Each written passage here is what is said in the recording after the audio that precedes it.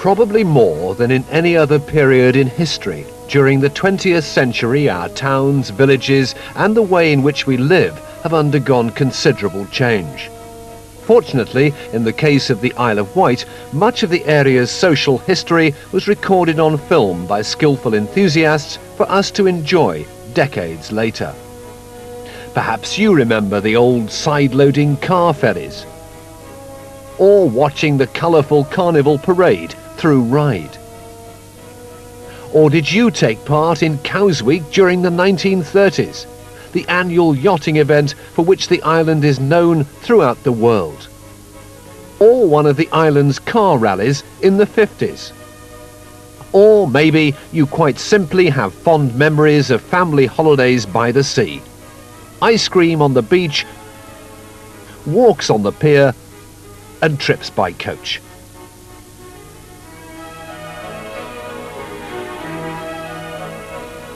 Whether you know the island as a local or visitor, you'll doubtless be familiar with its many attractions. So enjoy now a glimpse at the Isle of Wight in the past.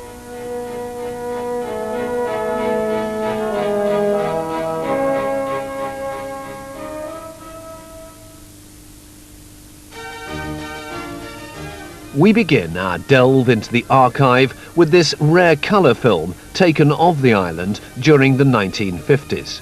It's the work of the Isle of Wight Cine Club, a group of enthusiasts who still make films about their local area today.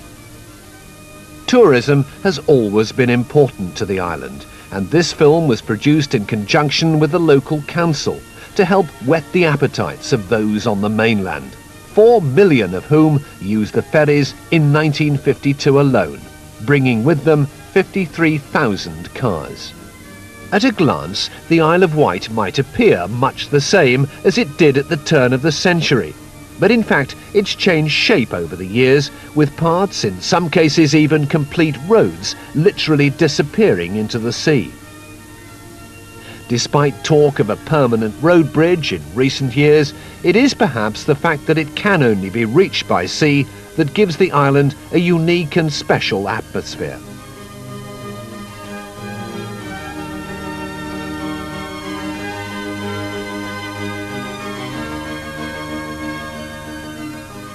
Yarmouth is one of the oldest towns on the island, dating back to at least the 10th century.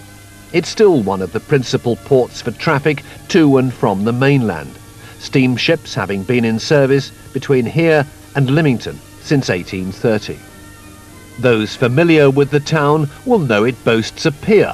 This was constructed at a cost of £4,000 and was opened in 1876. The loan took 50 years to pay off.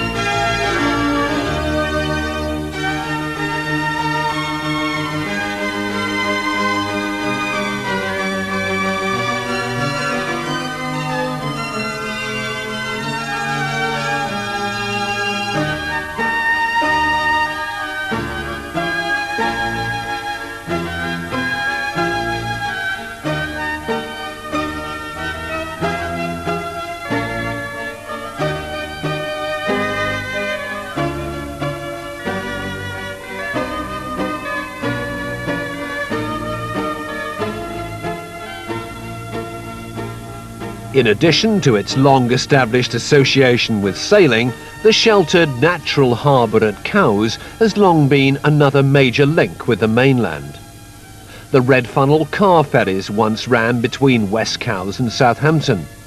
Over the years, numerous vessels were operated, including the side-loading Vector, which was built in 1938 and continued in service until 1965.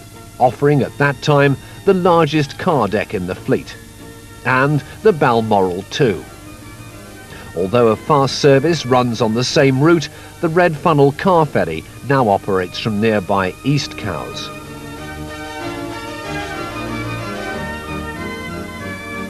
It was also possible to take steam trips from here to other parts of the island and along the south coast.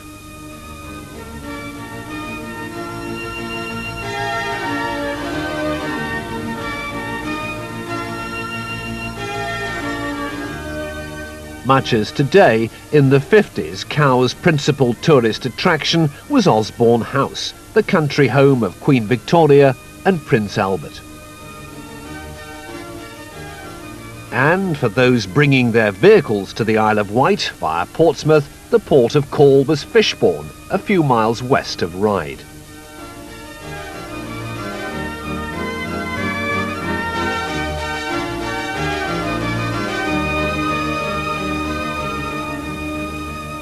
Ryde itself received a passenger service from Portsmouth as early as 1826. As the main gateway to the island, it had a rail link extending the length of the historic pier. During the latter part of the 19th century, following in royal footsteps, this area became established as a very popular resort.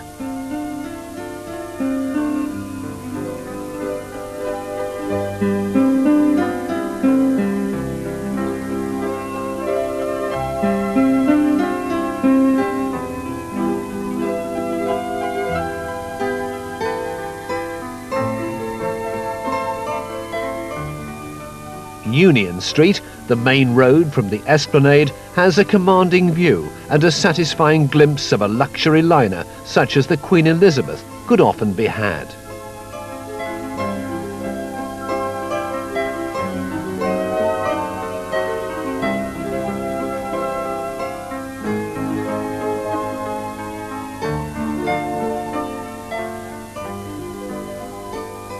The beautifully maintained western gardens near the seafront and the often crowded beach became hallmarks of this popular resort.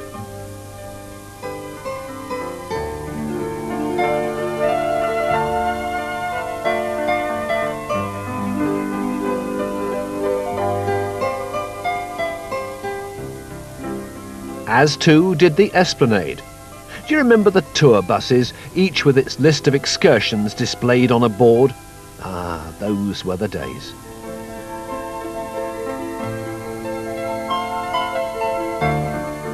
Although no longer a venue for live shows, the pavilion still remains.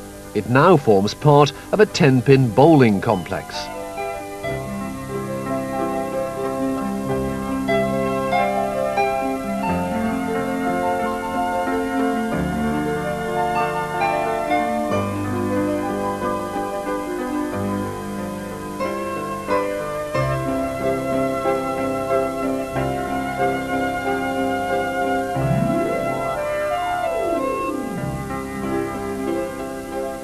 And another of the town's popular features, the Canoe Lake, albeit now slightly smaller to provide space for a swimming pool, has also withstood the tests of time. Whilst the supervised waters of the lake were relatively safe, Spithead and the Channel were an altogether different matter. On a very busy stretch of coast, the crew of the Jessie Lum, the Bembridge lifeboat, were always on call.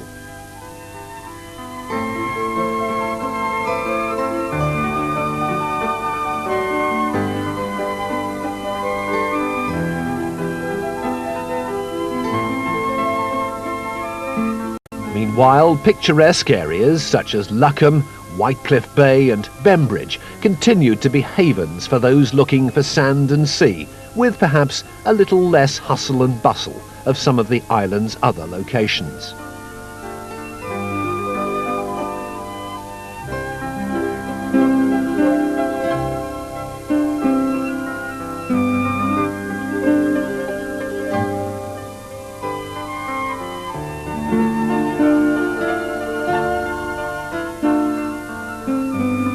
Sandown didn't really develop until the coming of the railway and subsequent tourist boom during the mid-19th century. The pier, probably its best-known landmark, was opened in 1876.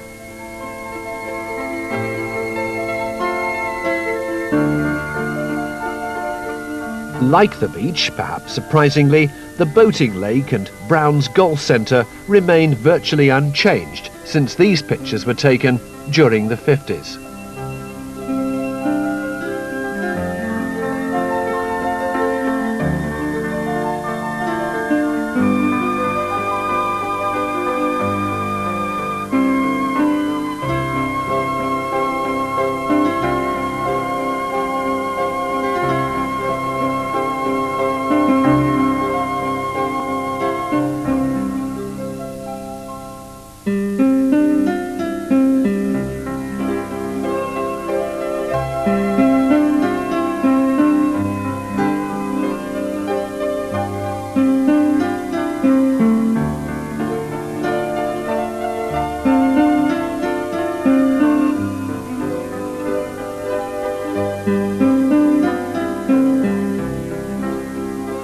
And much the same can be said for neighbouring Shanklin, which might account for the fact that regular visitors return year after year.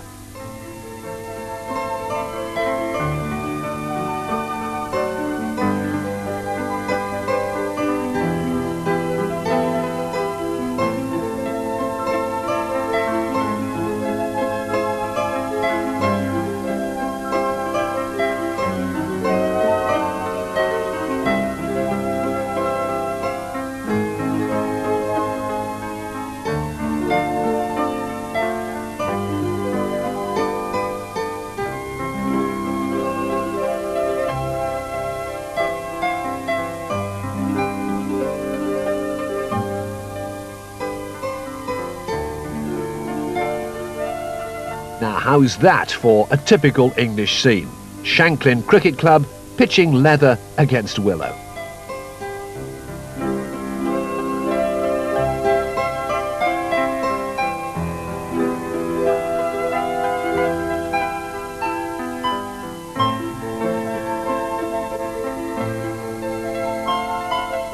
Although only 3 miles or so along the coast from Shanklin, Ventnor also used to have its own pier, and trips by boat from town to town were as popular as ever. Perhaps you recall taking one.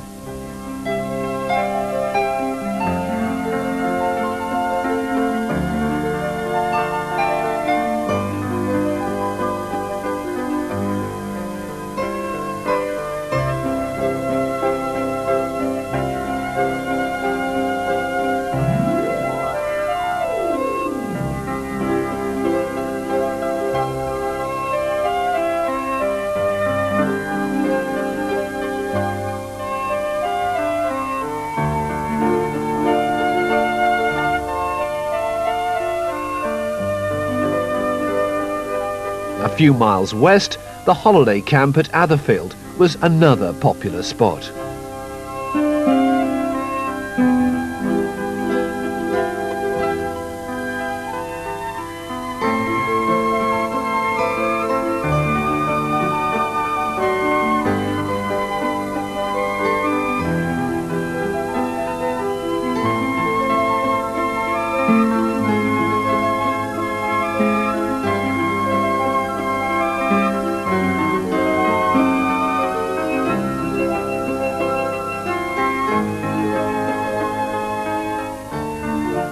And at this time, the island had its share of sporting events, such as this cycle race and the car rally through Ventnor.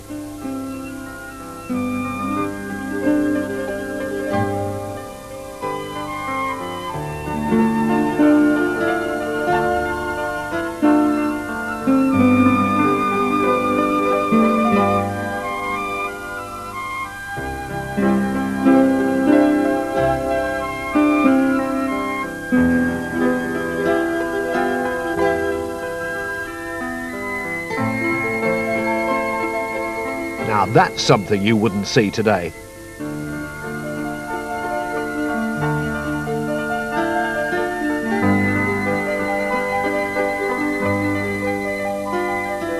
On the first Thursday of September each year, it was carnival time in Ryde, and for a number of years the Breston Highlanders lent their support.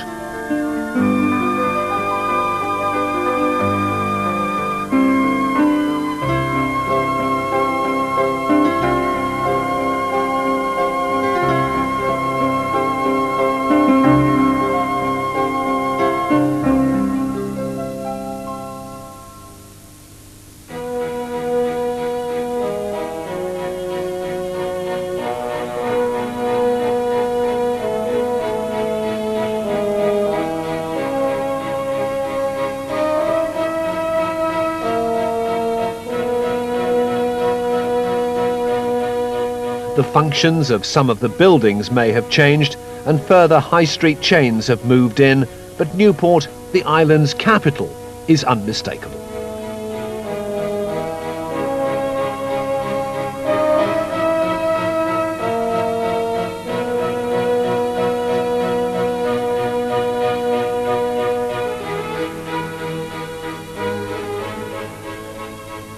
Nearby Carisbrooke Castle dates back in part to the 14th century. Its timeless quality and historic significance as the place in which Charles I was kept prisoner has made it a favourite location among visitors for decades.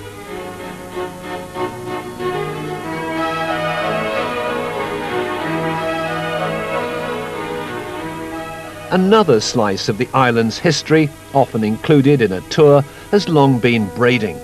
The central building is one of the oldest on the island and is home to the ancient public stocks.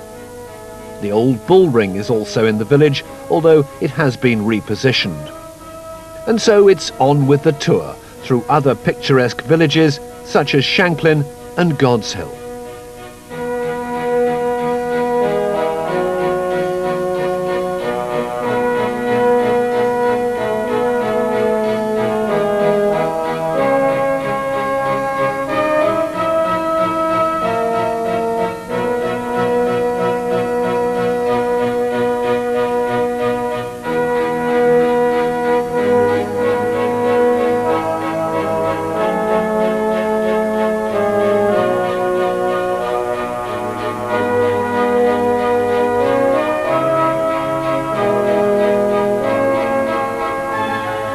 On the far eastern shore of the island, St Catherine's Lighthouse, standing 86 feet high, looks much the same here as it does today. But when first opened in 1840, it had a height of 142 feet. It was lowered 35 years later because the light was so often hidden by fog.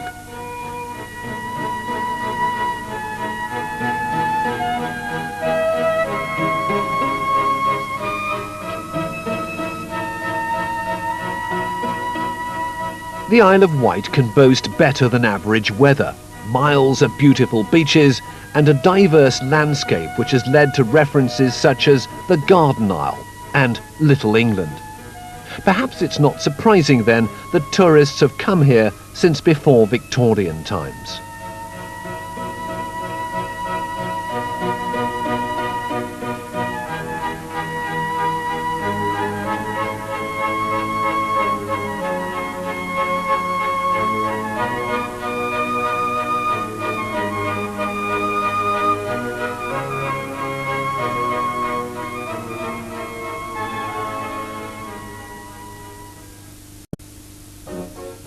Do you remember that?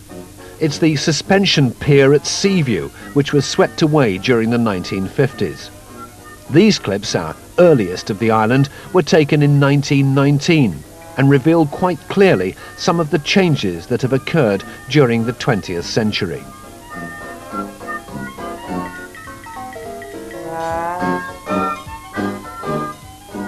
The pier at Sandown and bathing machines lined up on the beach.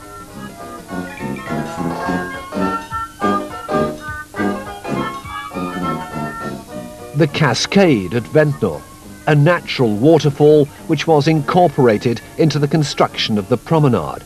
It still exists.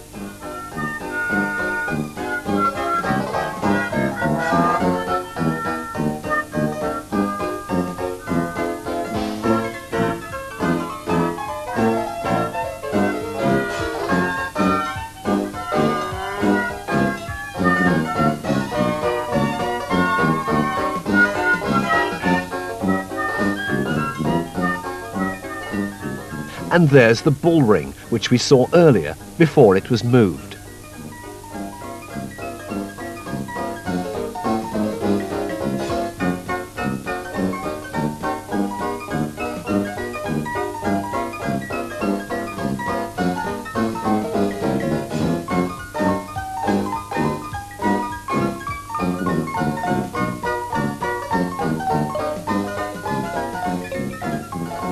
In the days before the serious problem of erosion by tourists was realised, the coloured sands of Alum Bay could be collected in a file as a souvenir. Maybe you remember doing this as a child. Nowadays they are on sale at the top of the cliff, but members of the public are no longer permitted to help themselves.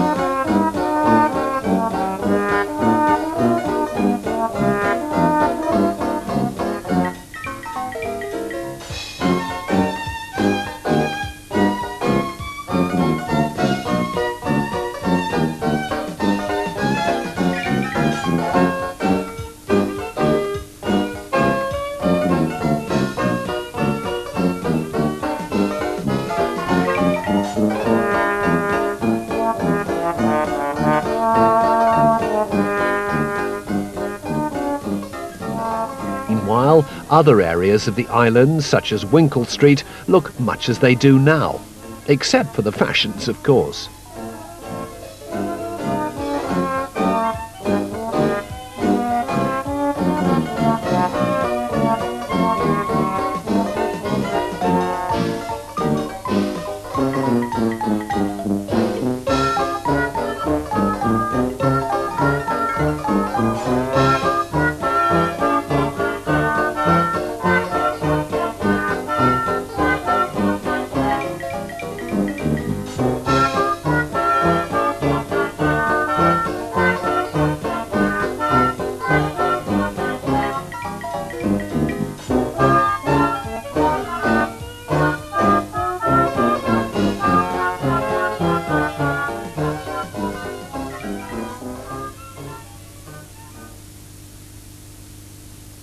"14 years later, in 1933, this amphibious plane was arriving for Cows Week. The Isle of Wight, and cows in particular, has been synonymous with sailing since the early part of the 19th century.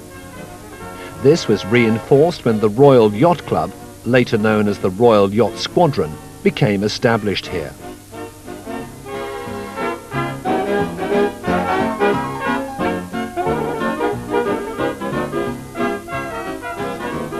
Over the years, the royal connection has continued. The royal yacht, Victoria and Albert, was regularly moored in the harbour during the event.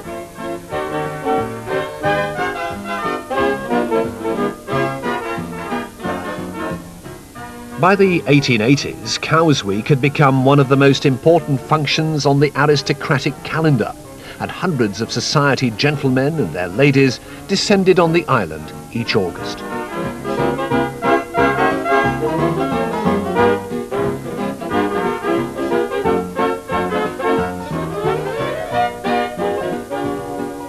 By the 30s, those wishing to get a better view of the sailing, and anything else in the deep water channel for that matter, could charter a motor vessel.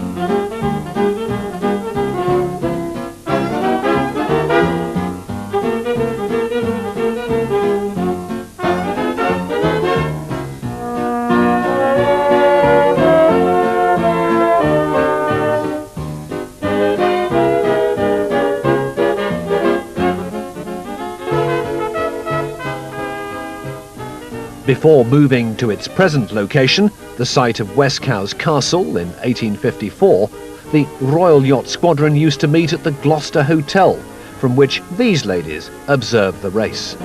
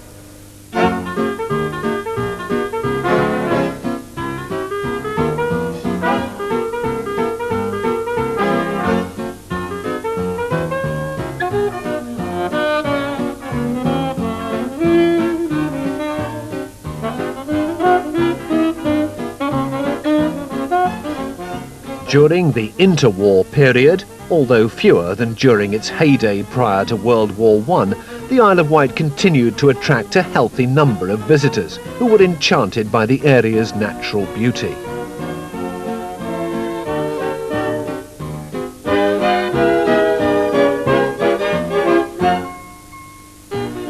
And of course, the almost obligatory sites, such as Osborne House, which was purchased by their Highnesses for £26,000.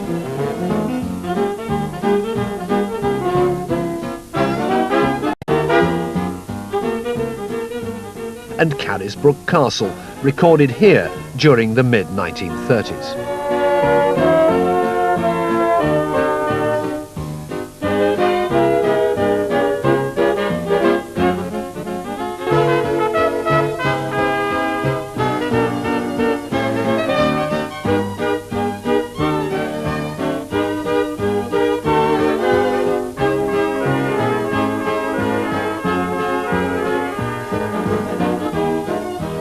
On a sunny day in the shadow of the pier, in this case at Sandown, what could be more enjoyable than relaxing on the beach?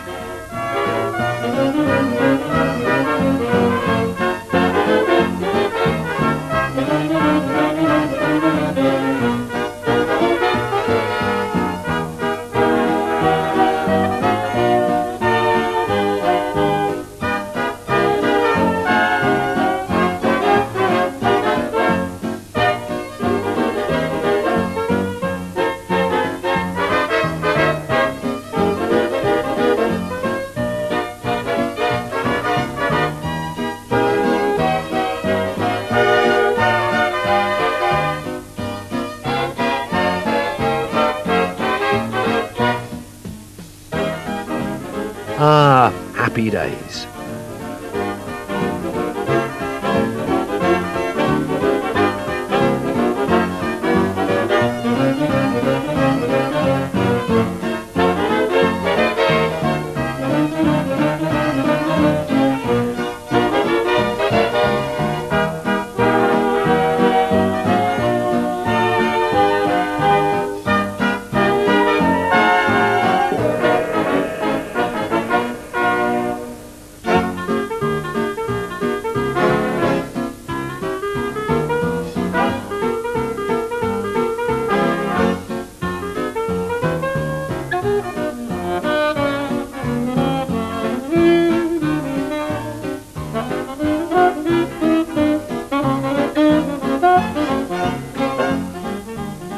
Sandown, in fact, had its own regatta, although unlike the proceedings at Cowes, it was rather less serious, with events such as the greasy pole and the spade race.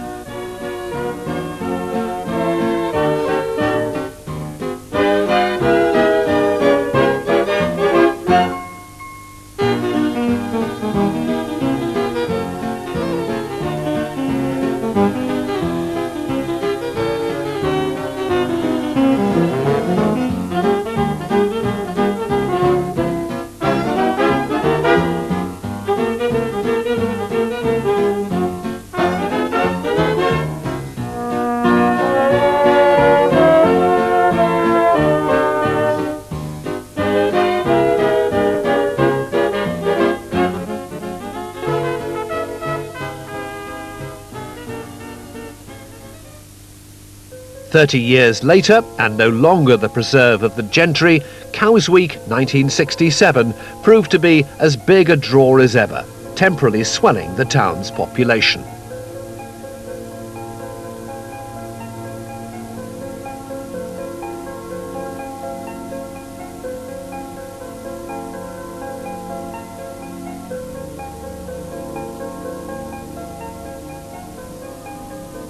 The royal connection remained, but the royal yacht Victoria and Albert had been replaced by the much-loved Britannia.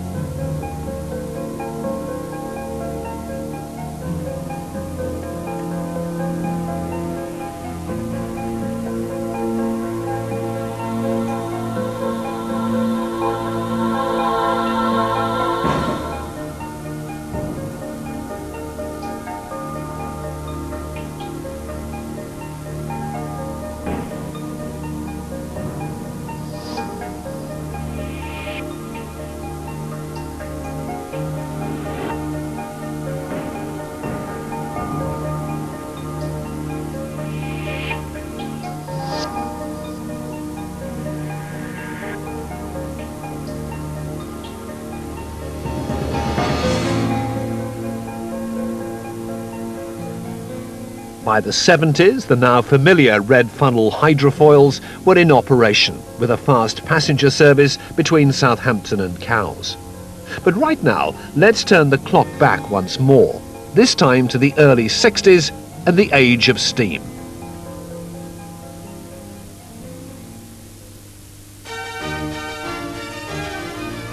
In years gone by, for many of us, the family holiday began with a journey by train. The fact that the Isle of Wight was made so easily accessible by rail during the 19th century had a profound effect on the island.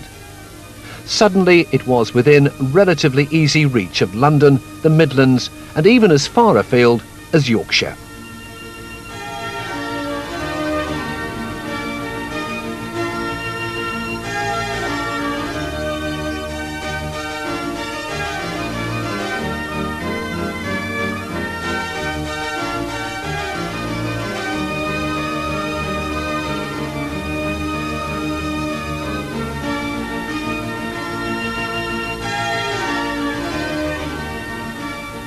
From Portsmouth Harbour aboard one of the British Rail-operated ferries, such as Sandown, it was about 30 minutes to ride.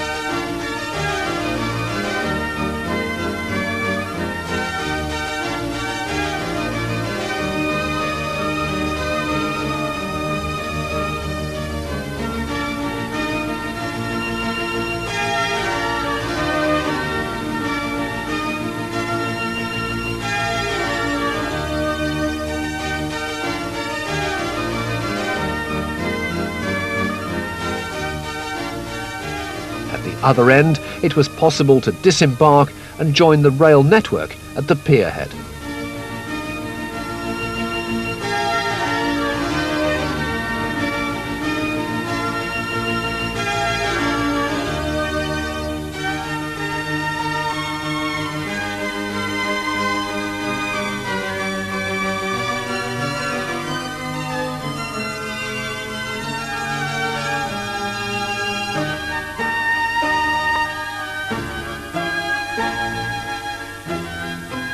From 1864 right through to as late as 1969, the length of the pier could be travelled by tramway, originally horse-drawn and later electric.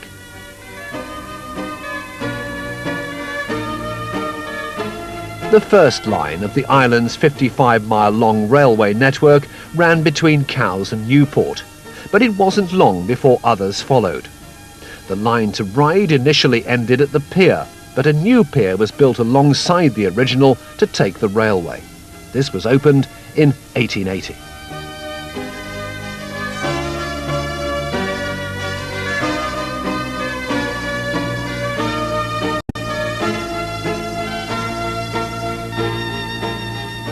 The small steam locomotives seen here are all Adams O2 class engines. Appropriately, each of them was named after an Isle of Wight village.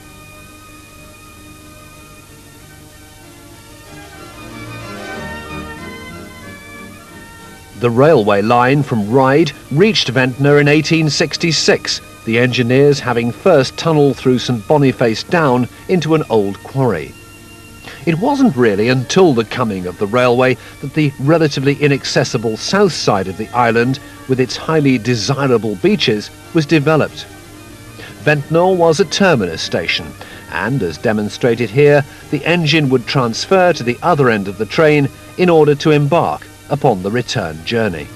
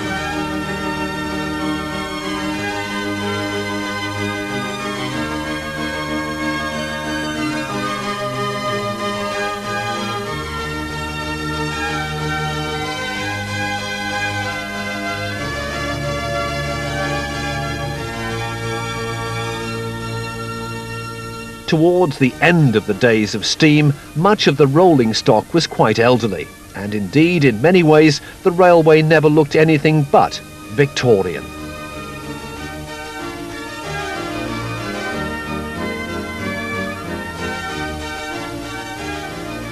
In an age before car ownership was commonplace, the link between the towns was vital for locals and tourists alike.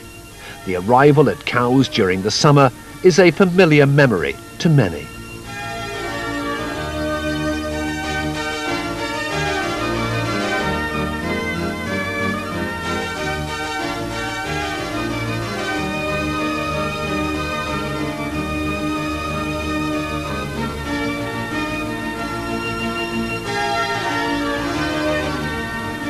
Here too, as in the case of Ventnor, the engine had to transfer to the other end of the train before continuing on the next leg of the journey.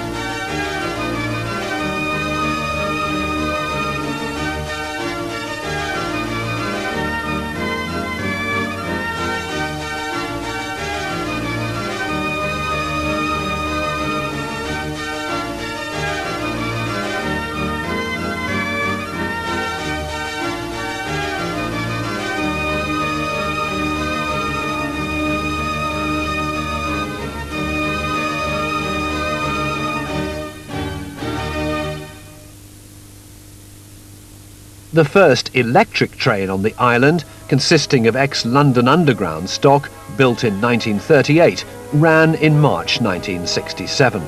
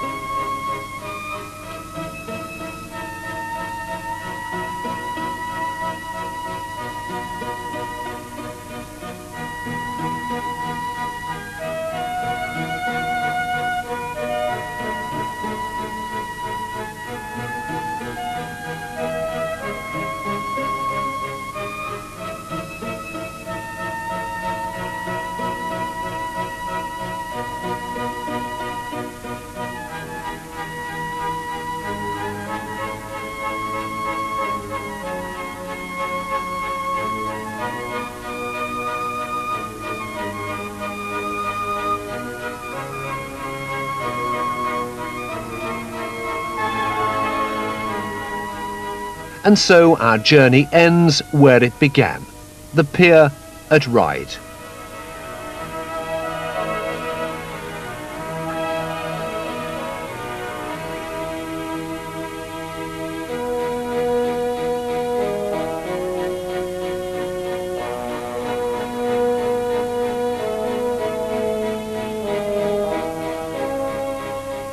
For many, this was often the last few moments before that annual summer holiday at the seaside all too soon came to an end. A final glimpse at an island that they had come to know and love. That is, until the next year.